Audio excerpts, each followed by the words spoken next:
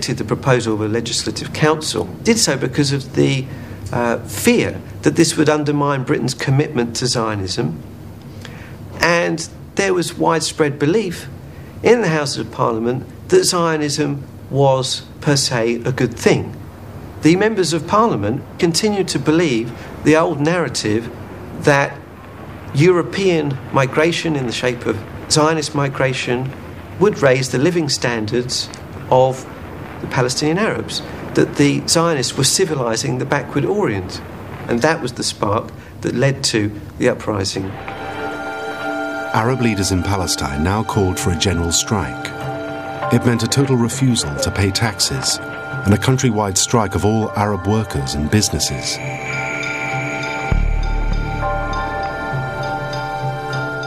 The Arab leadership quickly organised themselves to coordinate further political demonstrations and strikes. They formed the Arab Higher Committee. Its role, to make demands of the British government during the unrest. The head of this new organisation was the Grand Mufti himself.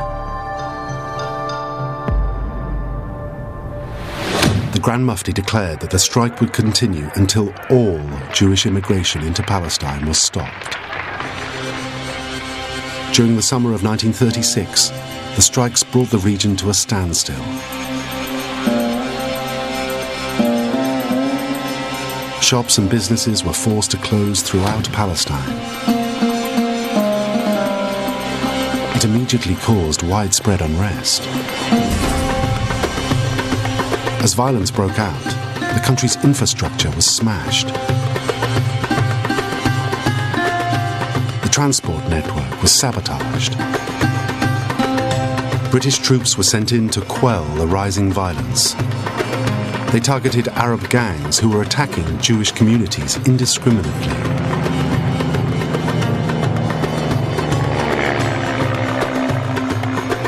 It was the start of a 3-year-long bloodbath that became known as the Arab Revolt. During that first summer, thousands of acres of Jewish farmland were destroyed. The British tried in vain to keep the peace.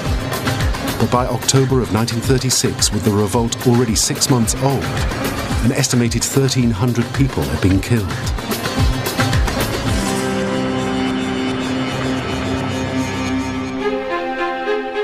The British set up and dispatched a committee to the region, known as the Peel Commission. Its task was to investigate the reasons for the clashes and to come up with solutions. But their recommendations would only make things worse for the Palestinians. The Peel Commission came to conclusion, including a recommendation which were very clearly tailored according to the wishes of the Zionist movement, that is the partition of Palestine. That was the first clear pronouncement from a British source, official source, on the issue of partition. And of course that was vehemently rejected by the Palestinians, including the Mufti.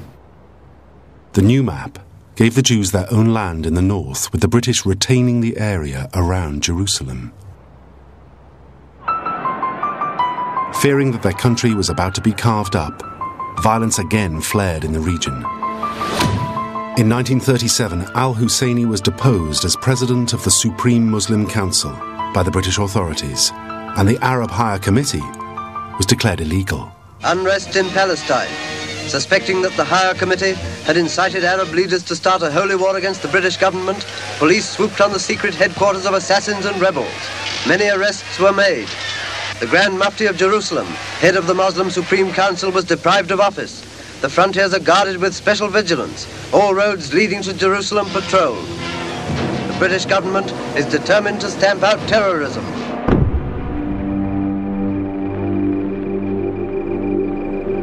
Warrants for the arrest of the leaders of the committee were issued, but the Grand Mufti escaped to the Haram, the holy area of the city, where he was untouchable by the British. After 3 months in hiding, he fled the country and began a tortuous journey that would end at the very heart of the Nazi regime.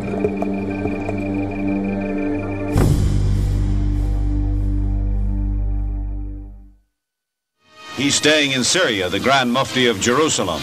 Foremost in the Palestine-Arab trouble, he eluded the British and escaped from the Mosque of Omar. Now in exile in Syria, he continued to direct the war against the British. But British troop numbers were too small to crush the revolt. Strikes, sabotage, assassinations, and the guerrilla warfare went on without let-up.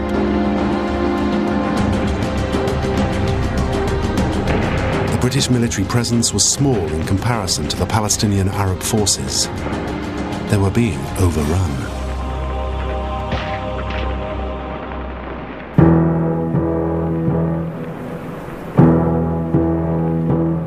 But then Prime Minister Neville Chamberlain found a new way of freeing up extra troops.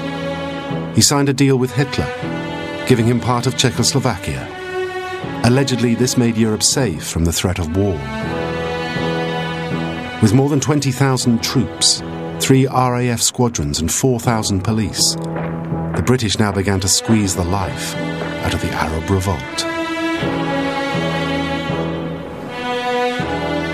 Villagers accused of sheltering Arab rebels had their houses blown up.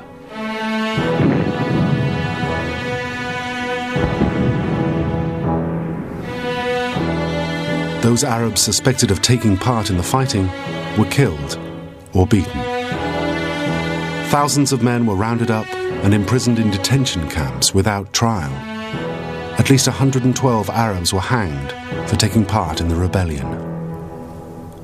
According to official figures, by the spring of 1939, when the revolt effectively ended, the British had killed more than 2,000 Arabs.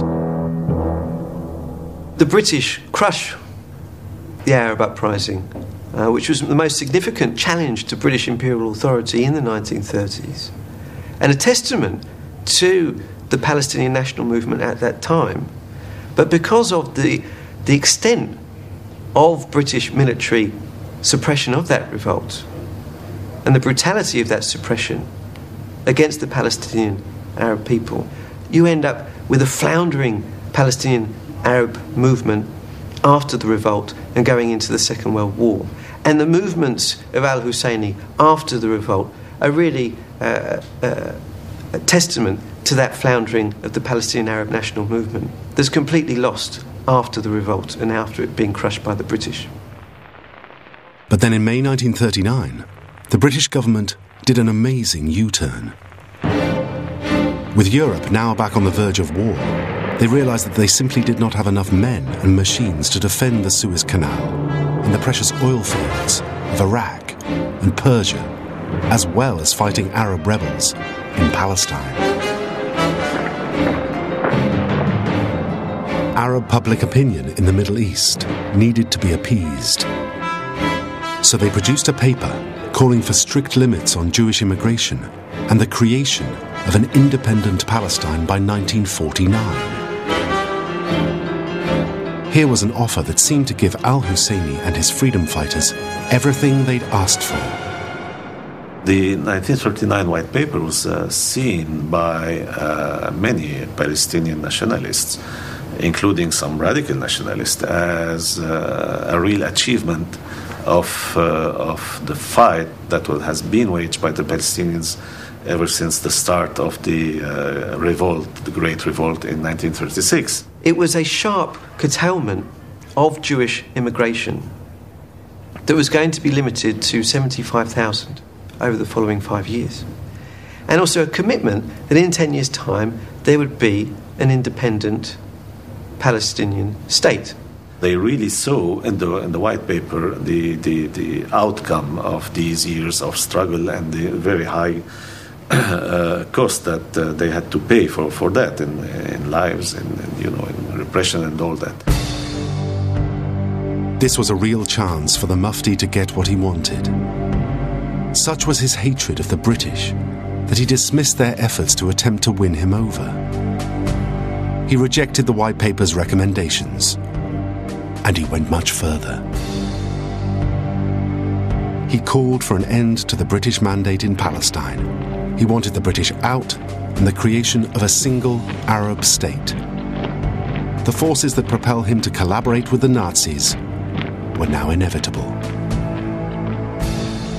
He had his own selfish personal ambitions above any considerations of the real interest of his people and the movement. I'm saying that because, again, many nationalist leaders of the Palestinians considered that the white paper should have been accepted, and at the time were in favor of expressing approval of the white paper and seeing in the white paper a victory of the movement. Now the Grand Mufti was effectively at war with the British, and he desperately needed allies. He gave a clear indication of who they might be. Al-Husseini was quoted as saying, "What do we care who backs us, or who we align ourselves with, as long as it helps us to attain our goals? We have a common enemy, the British and the Jews."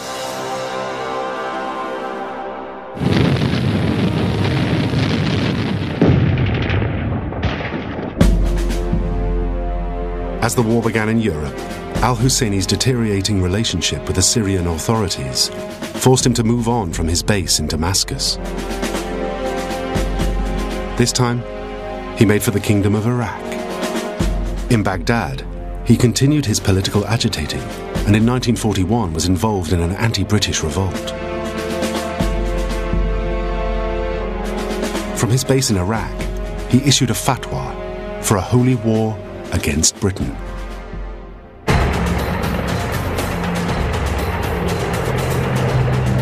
But just days later, British troops invaded Iraq, and Al-Husseini was forced to move on yet again. This time, he made for fascist Italy, where he met with the country's dictator, Benito Mussolini. Desideriamo e vogliamo la vittoria di Franco.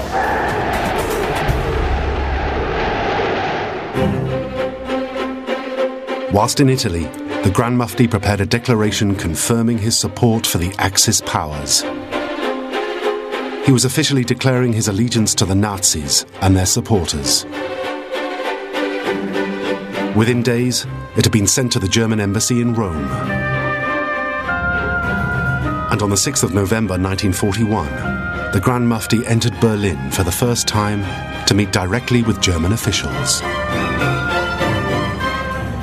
When the Mufti arrived in 1941 in Berlin, he was, of course, greeted by many Nazi officials, especially those who were in touch already with him and in charge of operations in the Middle East, the political and strategic operations of Nazi Germany in the Middle East.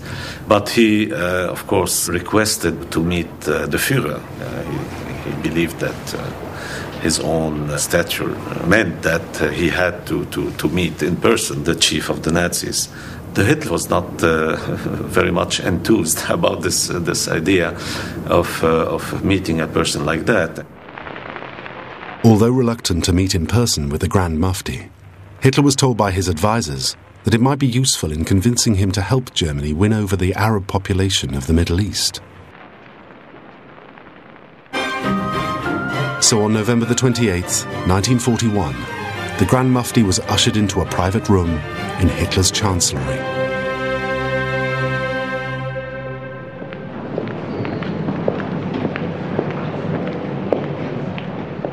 Surrounded by Nazi dignitaries, he finally met the Führer.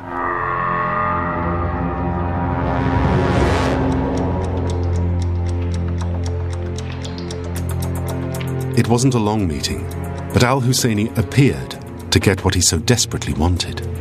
Hitler was saying, give me some time, let us develop our military strategy, and when we'll be in the military position of dominating this part of the world, we will fulfill your desires of independence. But until then, I have political considerations, so you have to, accept my pledge, and that's it. And this was the only meeting Hitler ever gave the Mufti. The deal was pretty clear. While the Nazis stopped short of actually recognizing an independent Palestine, Hitler was planning to deal with the Jews who'd settled in the country.